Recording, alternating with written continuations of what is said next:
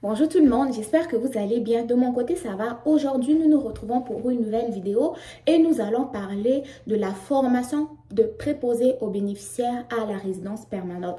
En gros, comment est-ce qu'on peut avoir la résidence permanente au Canada en passant par une formation professionnelle de préposés aux bénéficiaires. Ok, donc ça va être vraiment très important de pouvoir regarder la vidéo du début jusqu'à la fin pour comprendre les différentes étapes. Donc, avant de commencer, je vais d'abord vous parler d'une façon générale du métier de préposé aux bénéficiaires et des différents lieux d'exercice. Okay? Donc, pour les préposés aux bénéficiaires, en fait, eux, ils vont œuvrer auprès de tout type de clientèle, tout dépendamment du lieu où ils travaillent. Au niveau des CH ou centres hospitaliers, les préposés aux bénéficiaires vont vraiment assister les patients dans leur activité de la vie quotidienne, c'est-à-dire ils vont les assister soit au niveau de l'hygiène, au niveau de l'alimentation, même au niveau de faire des petites marches dans le corridor, tout dépendamment de leur état de santé. Ensuite de ça, ils vont s'occuper soit des patients âgés, des adultes, c'est-à-dire de 18 ans à 65 ans, et même aussi de la clientèle pédiatrique, c'est-à-dire des enfants. Okay?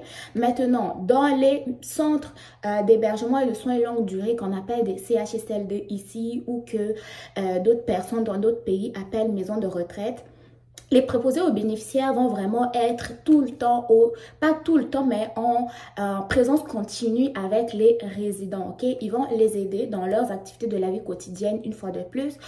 Ils vont les assister au niveau de l'hygiène, au niveau de l'alimentation.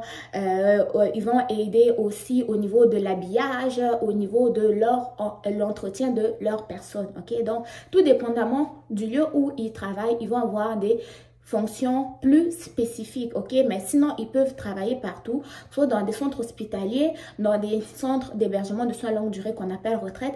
Il y en a aussi qui vont travailler dans des cliniques privées, des résidences privées, ok? Donc, ils ont quand même une possibilité de travailler un peu partout, tout dépendamment de leurs préférences. Maintenant, en ce qui concerne la formation de préposé aux bénéficiaires, officiellement, c'est un DEP, un diplôme d'études professionnelles que l'on acquiert dans un centre de formation professionnelle ou CFP. La formation de préposé aux bénéficiaires a une durée d'environ 870 heures, ok? Le DEP d'une façon générale. Maintenant, sachez qu'actuellement, il y a des établissements de santé qui offrent des formations accélérées de préposés aux bénéficiaires accompagnées des bourses d'études. Donc, il y a la formation de préposés aux bénéficiaires accélérée qui peut durer dans les 375 heures et ces personnes-là peuvent même bénéficier de 12 000 $ de bourse, mais ils vont signer comme un contrat avec ces établissements de santé-là où ils vont travailler pendant au moins une période de 6 mois temps complet pour pouvoir être éligibles. Maintenant, vous devez faire attention parce que ces petites formations, je m'excuse du terme, ok? Donc, ces formations accélérées, eux, vont être destinées aux résidents permanents ou aux citoyens canadiens, ok? Donc, vous devez faire très, très attention. Ces bourses-là sont pour les résidents permanents et les citoyens canadiens. Je n'ai vu aucunement où c'était mentionné que c'était pour les étudiants étrangers. Ce qui reste accessible aux étudiants étrangers, c'est la formation de préposé aux bénéficiaires qui se donne dans le CFP d'une façon conventionnelle et qui va durer 875 heures environ. Ok, donc vous devez faire attention à cela. Maintenant, vous savez très bien que si vous êtes étudiant étranger en ayant fait une formation professionnelle de moins de 900 heures à 1800 heures, vous n'êtes pas admissible au permis de travail post-diplôme, mais vous pourrez être admissible au programme régulier des travailleurs qualifiés du Québec. Ok? Maintenant, pour pouvoir être admissible à ce programme régulier des travailleurs qualifiés du Québec qui va vous donner donc la possibilité de pouvoir demander une résidence permanente, il y a des conditions à remplir. Premièrement, vous devez savoir que ce programme-là a deux volets. Il y a un volet travailleur et il y a un volet études-travail qui est plus axé pour les étudiants. Donc, dans un cas où un étudiant arrive, il fait son DEP, donc de préposé aux bénéficiaires, pour pouvoir être admissible à ce programme d'études-là, il faut qu'il remplisse les conditions suivantes que je vais les citer en prenant donc ma tablette et en vous lisant les différentes informations importantes que j'ai pu noter. Donc, la condition pour un étudiant étranger donc qui a fait un DEP de moins de 900 heures à 1800 heures, c'est-à-dire qui a fait en gros la formation de préposé aux bénéficiaires de 870 heures, doit avoir obtenu son diplôme au cours des 24 mois procédant sa demande dans le programme des travailleurs réguliers, dans le programme régulier des travailleurs qualifiés du Québec, donc en gros, sa demande de résidence permanente. OK?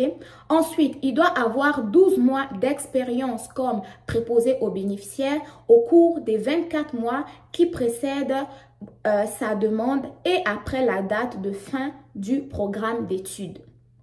OK? Donc, ça, c'est les deux conditions très, très importantes. Condition numéro 1, avoir obtenu son diplôme pendant les 24 mois précédant sa demande et avoir 12 mois d'expérience comme préposé aux bénéficiaires au cours des 24 mois qui précèdent sa demande. OK? Ça, c'est vraiment la façon de faire qui est actuelle. OK?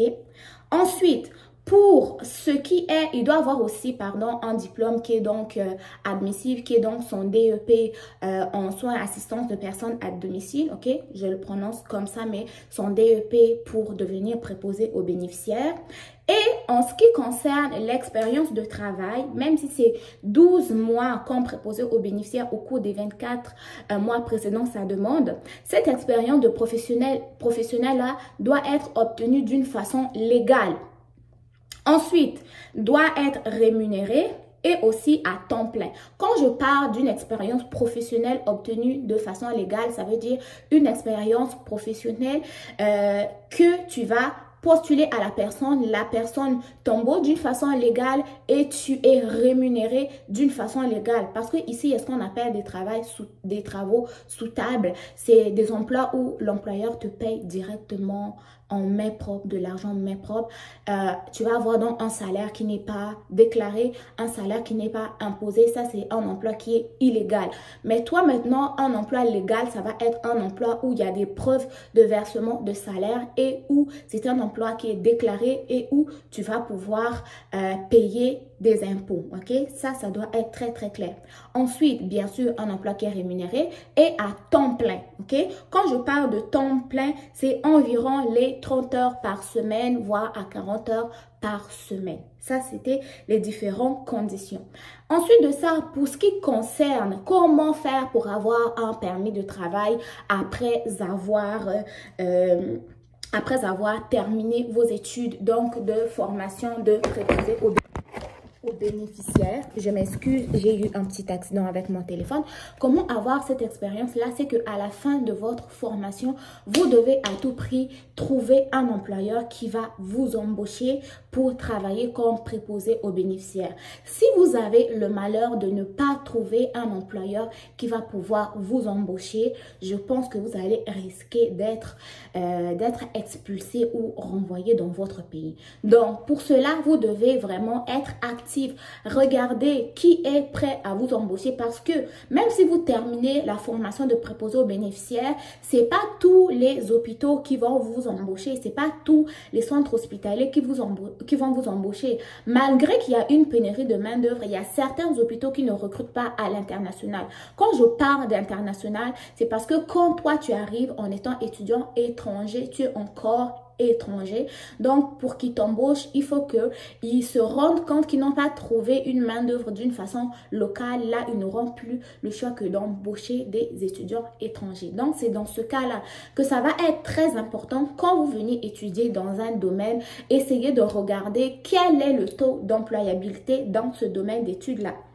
Pour éviter quoi? La frustration d'avoir terminé une formation pendant que vous vivez au Canada, vous avez l'ambition de pouvoir y rester et faire votre vie. Mais malheureusement, à la fin de votre formation, vous n'avez pas d'employeur et vous allez risquer de retourner. Donc, faites attention au programme d'études que vous choisissez. Regardez s'il y a des perspectives d'emploi au Canada, si vous avez l'intention de rester ici. Sinon, vous pouvez simplement suivre la formation aussi, retourner dans votre pays si c'était vos projets. Ok, donc voilà, j'espère que j'ai quand même été assez claire dans mes explications. Si tel est le cas, n'hésitez pas à me le dire dans les commentaires. Prenez soin de vous, bon succès à vous et on se dit à très bientôt pour de nouvelles vidéos. Bye!